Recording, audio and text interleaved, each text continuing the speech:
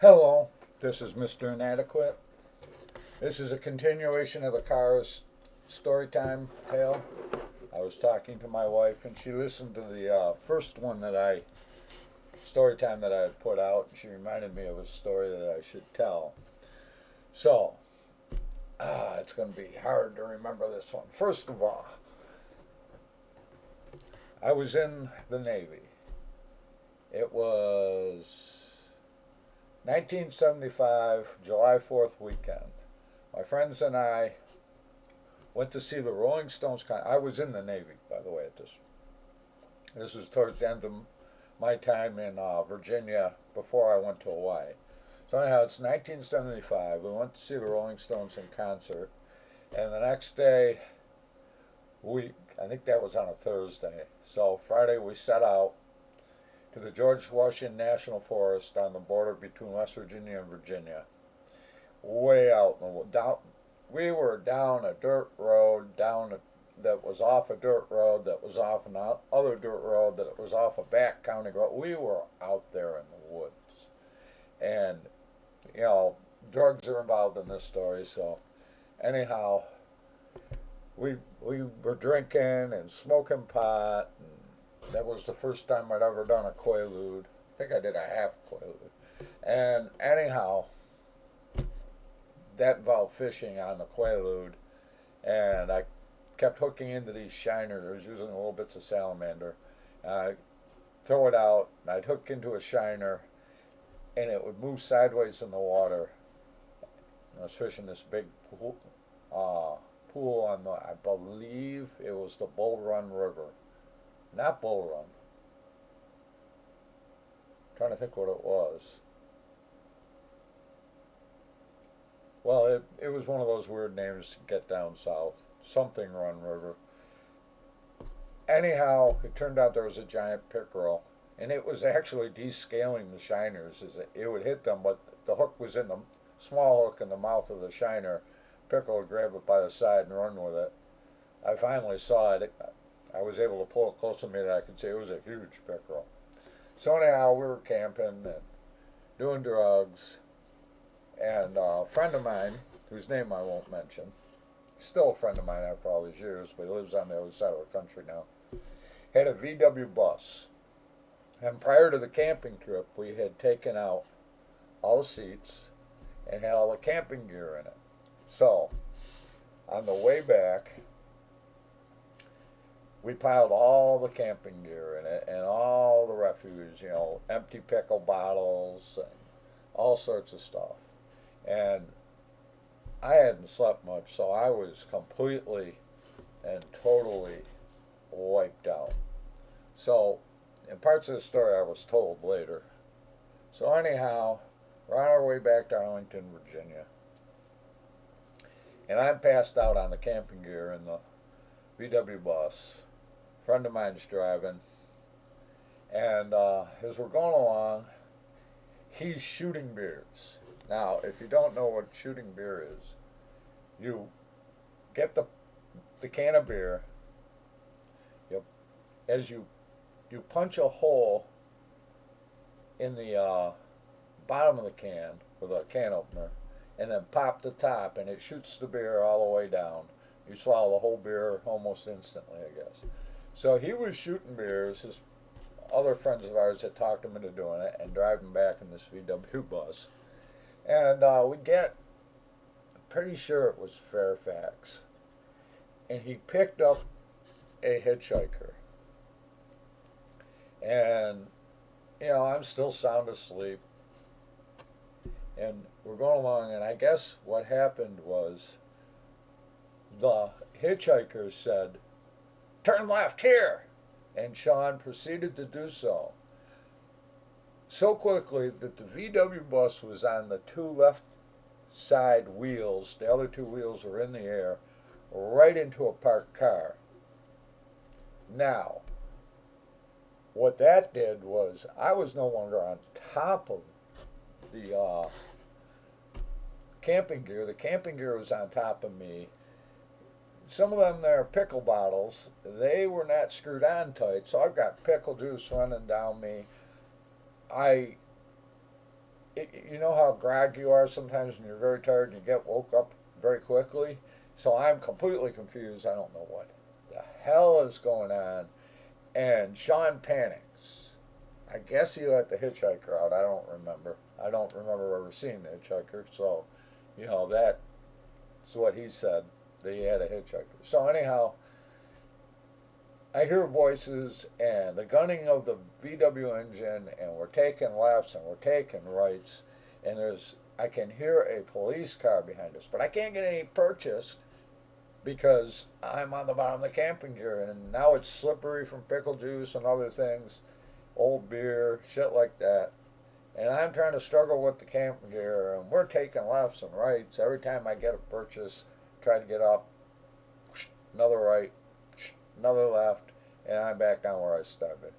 And now it sounds like the entire police force is after us. Sirens everywhere. And we come to a screeching halt. And I hear police shouting commands. And I manage to inch my way up. And I hear a police officer say, "Put your hands up." So I put my hands up because it seemed like the thing to do. And there's a police officer pointing a .38 at me on the other side of one of the back windows.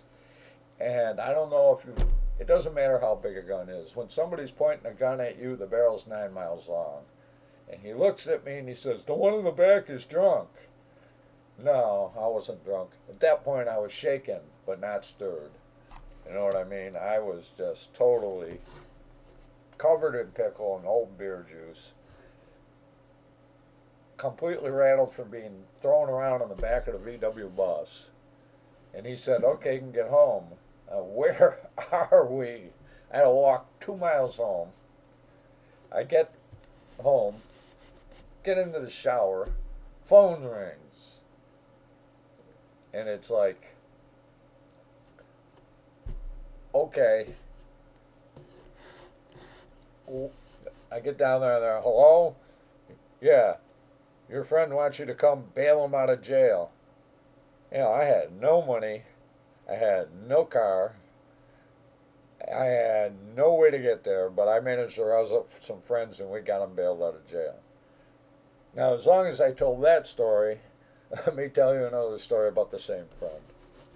So we decided to go fishing. We didn't have Virginia fishing licenses. We were in the military, and we just figured, being arrogant youth, that since we were in the military, quote unquote, protecting them, we should be allowed to fish for free.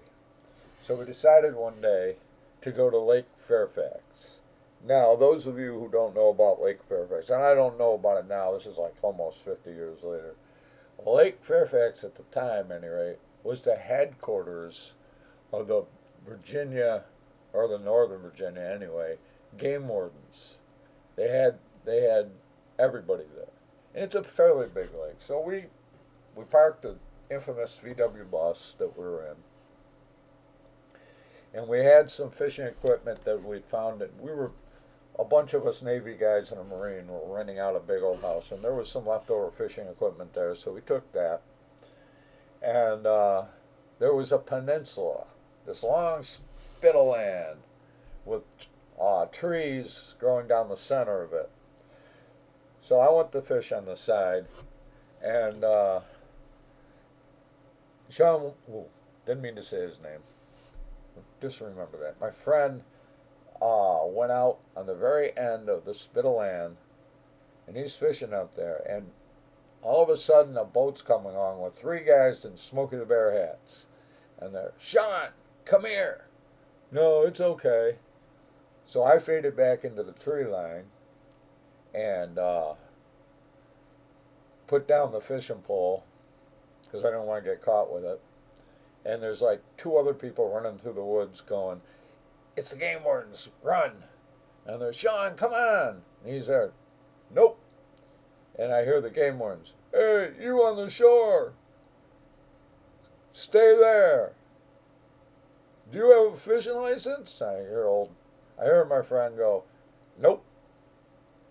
So I boogied back to the VW van. Fishing was done for the day. I was waiting for my friend. I'm sitting there by his van. and sitting there by his van. And we're about 10, 15 miles from home. And I don't know how I'm getting home if he doesn't come back. And after a good wait, maybe an hour it seemed like, here comes my friend. And he has paper in his hands. And he says, they gave me a goddamn fishing license. Or, not fishing license, fishing ticket. And he proceeds to rip it into 4 pieces. And I remember thinking to myself, this shall be continued. And it was. So, after the infamous camping trip with the ride from hell at the end, we're in a different place now. We're still roommates, but we're in an apartment, not a big house.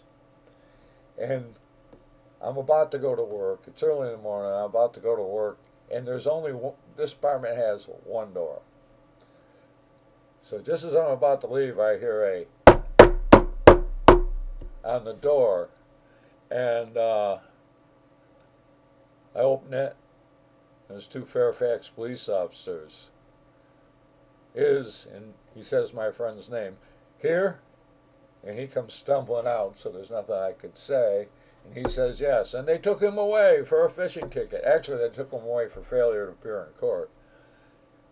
And those are 2 of my tales from the Navy days when things were weird.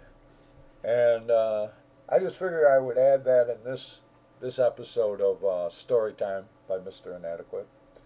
And I hope you enjoyed that memory of mine. I'm sure there's more that I will remember.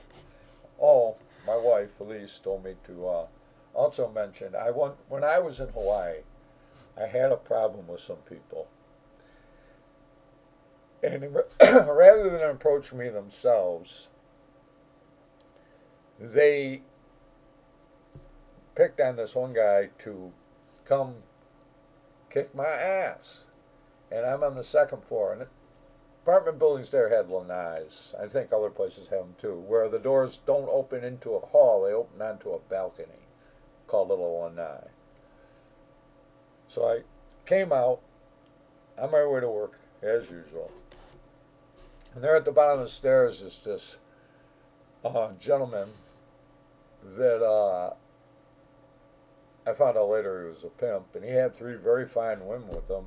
And he said to the ladies, watch me kick this asshole's ass.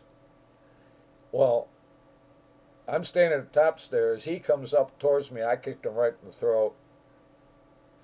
He falls down the stairs. And then I kicked him in the balls for good measure to make sure he stayed put and said, sorry, lady, show's over. Well, that earned me tier 2.